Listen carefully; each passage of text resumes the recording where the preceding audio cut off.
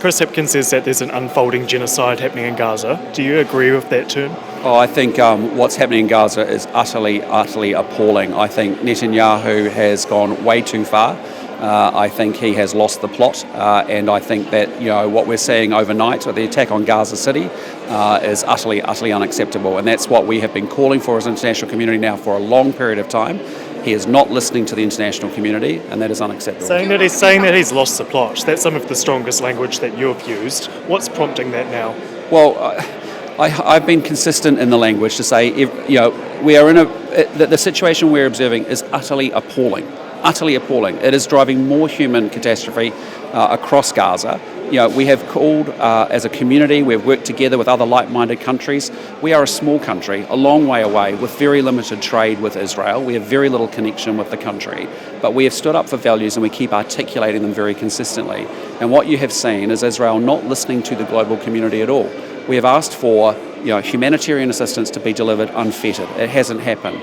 We have said a forcible displacement of people and an annexation of Gaza would be a breach of international law. We have called these things out consistently, time and time again. You've seen New Zealand join many of our friends and partners around the world to make these statements, and he's just not listening. And so, that's why what we've seen is an attack on Gaza City is a really serious issue, because we don't want to extinguish the pathway to a two-state solution. It sounds like what you're saying there. It sounds like a fellow leader has lost the plot. A fellow world leader. My personal view. I'm telling you what my personal view is. As a human being looking at the situation, that's how I feel about it. It sounds like what you're saying there is that Israel has committed crimes against humanity at the very least, or war crimes in Gaza. Is that your view? Well, our view is, as you saw on the week. Your personal view. Yeah, but our view is that they're not complying with international law, and that is a decision that ultimately will be made by others, and that's why we support the ICJ, we support the ICC. New Zealand has been involved in both those bodies. We uphold and respect the decisions that they make. They are best placed to make decisions about individuals and also about state action, as you know, through those respective courts.